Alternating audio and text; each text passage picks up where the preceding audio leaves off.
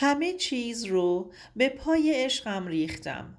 اما وقتی فهمیدم شوهرم با پرستار بیمارستان چه رابطه ای داره، دنیا رو سرم خراب شد. اگر یک شب در تاریکی بیمارستان بفهمید که نزدیکترین آدم زندگیتان به شما خیانت کرده، چه می کنید؟ به کانال سایه های خیانت خوش اومدید. جایی که واقعی ترین و شوکه کننده ترین داستان های خیانت رو از زبان کسانی که اون رو تجربه کردند میشنوید. اینجا قراره با هم وارد دنیایی بشیم که پر از رازها و تصمیمات سخته و گاهی پایانهای غیر منتظر است. اگر شما هم به شنیدن داستانهای واقعی و پر از هیجان علاقه دارید، حتما کانالم رو سابسکرایب کنید تا هیچ کدوم از این داستانها رو از دست ندید. لایک و کامنت هاتون هم به من کمک میکنه تا بتونم داستانهای بیشتری رو براتون بیارم. منتظر نظرات و تجربه های شما هم هستم. بریم با هم این داستان زیبا رو مرور کنیم و از تجربیاتش پند بگیریم. داستان زندگی من، از فقر تا خیانت. از وقتی یادم میاد زندگی برای من هیچ وقت آسون نبود. زندگی ما چیزی جز تلاش و دست و پا زدن برای زنده موندن نبود. توی خانواده پرجمعیت و فقیر به دنیا آمدم. جایی که هر روزمون مثل یه نبرد بود. برای سیر کردن شکم و گرم نگه داشتن خونه. 7 خواهر و برادر دیگه ای هم داشتم که هر کدوم توی گوشه ای از خونه کوچیکمون برای خودشون یه جای کوچیک پیدا کرده بودند. مادرم صبح تا شب برای تمیز کردن خونه های مردم کار می کرد و پدرم با کارگری روزگار می گذروند. پدرم همیشه خسته بود و مادرم دستهاش از کار زیاد زمخت شده بود. ولی با همه این سختی ها یه امید کوچیک همیشه تو دلم بود. اینکه یه روزی بتونم از این وضعیت بیرون بیام و زندگی بهتری داشته باشم و خلاص بشم. توی همون سال وقتی که 17 سالم بود و نوجوان بودم، امیر وارد زندگیم شد. امیر هم مثل من چیز زیادی نداشت، ولی دلش بزرگ بود و از آینده حرفهایی میزد که دلمو گرم میکرد. رویای آینده بهتری رو داشت. از همون لحظه که با هم حرف میزدیم حس کردم یه جور امید تو چشماش موج میزنه. از روزهایی که قرار بود با هم زندگی جدیدی رو بسازیم. عاشق این بودم که با دستهای خالی ولی با دلی پر از عشق کنار هم آینده‌مون رو بسازیم. بعد از چند سال دوستی، توی 20 سالگی بدون مراسم خاصی توی یه عقد ساده با هم ازدواج کردیم. ساده و بدون هیچ تشریفاتی. ولی عشق بین ما اونقدر بزرگ بود، اونقدر واقعی بود که انگار همه دنیا دست به دست هم داده بودند که ما رو خوشبخت کنند. زندگیمون سخت بود، ولی با عشق می ساختیم.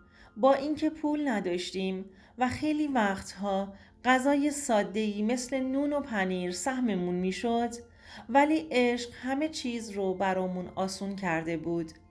امیر شبانه روز کارگری می کرد و منم توی خونه مشغول دوخت و دوز و خیاطی بودم. سالها همینطور گذشت، اما زندگی هیچ وقت اونطور که ما فکر میکنیم پیش نمیره. تا اینکه یه شب، اون شب لعنتی، تلفن زنگ خورد. صدای لرزون یه مرد گفت: خانم، با صاحب این تلفن چه نسبتی دارید؟ این آقا تصادف کرده و الانم تو بیمارستانه. باید سریع بیای بیمارستان. متوجه شدم وقتی امیر از سر کار برمیگشت تصادف کرده. دنیام تاریک شد. قلبم داشت از جا کنده می شد. نمیدونستم چی کار کنم. وقتی به بیمارستان رسیدم، امیر توی بخش اورژانس بود. پرستارا گفتند وضعیتش پایدار شده. از دکترش پرسیدم، گفت چند روزی باید بستری بمونه و تحت نظر باشه. نمیتونستم ازش جدا بشم. اون روزها برام مثل یک کابوس بود. روز و شب کنار تختش بودم. همونجا روی صندلی گوشه اتاق نشستم و دعا می کردم و به آیندمون فکر می کردم. ولی نمیدونستم قراره چه حقیقتی رو کشف کنم. شب دوم بود که اون صدا رو شنیدم. توی سکوت نیمه شب که امیر خواب بود، منم سرم رو روی دیوار تکیه داده بودم و چرت می زدم که متوجه شدم یه پرستار با امیر حرف میزنه. اول فکر کردم یه گفتگوی عادیه، ولی وقتی به حرفهاشون گوش دادم، صدای خنده اون زن تو سکوت شب پیچید. متوجه شدم که این بیشتر از یه گفتگو هستش. چشمامو باز کردم و دیدم یه پرستار جوون کنار تخت امیر وایستاده. پرستار انگار با امیر خیلی صمیمی بود. چیزی که دیدم قلبم و لرزوند. باعث شد حس کنم چیزی اشتباهه. اون داشت با امیر حرف میزد. اسمشم نگار بود. از حرفهاشون متوجه شده بودم. به امیر میگفت چرا اینقدر دیر کردی؟ دلم برا تنگ شده بود. امیر، این چند وقت که خبری ازت نبود، انگار دنیا برام خالی بود. نفسم بند اومده بود. امیر چیزی گفت که کامل نشنیدم، ولی خنده نگار نشون میداد که جوابش راضی کننده بود. قلبم یخ زد. حس می کردم همه دنیا داره رو سرم خراب میشه. اون شب تمام وجودم پر از ترس و شک بود. تا خود صبح نخوابیدم. هزار تا فکر تو سرم میچرخید. صبح روز بعد تصمیم گرفتم که حقیقت رو بفهمم و شروع کردم به جستجو. توی چند روز بعد که کم کم پازل ها رو کنار هم گذاشتم و گوشی امیر رو چک کردم و پیام هایی که بین اون و نگار رد و بدل شده بود، همه چیز برام روشن شد. پیام هایی که توی تلفن امیر مخفی شده بود، همه چیز رو برام روشن کرد. اونها سالها بود که با هم رابطه داشتند. نگاه های عجیب نگار و حتی رفتار سرد امیر توی ماه‌های آخر گویای همه چی بود. درست همون زمانی که من فکر می کردم امیر برای بهتر کردن زندگیمون تلاش میکنه. وقتی حقیقت برام ثابت شد، دیگه جایی برای بخشش نبود.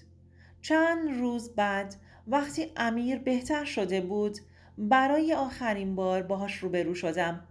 اول انکار کرد، ولی وقتی پیام ها رو بهش نشون دادم، دیگه هیچ حرفی برای گفتن نداشت.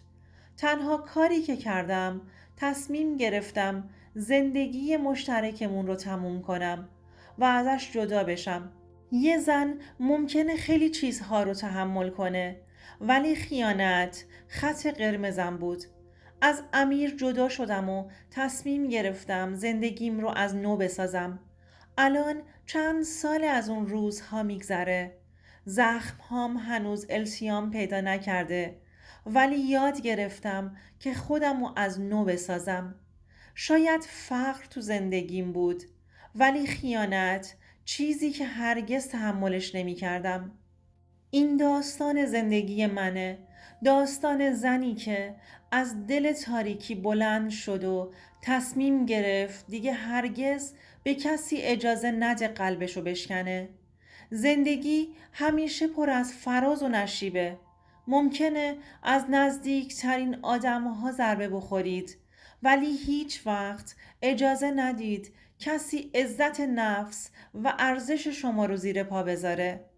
اگر توی رابطتون چیزی اشتباهه، به حس درونتون اعتماد کنید و برای حقیقتش بجنگید. زندگی کوتاه‌تر از اونیه که بخوایم با آدم‌های اشتباه تجربهش کنیم.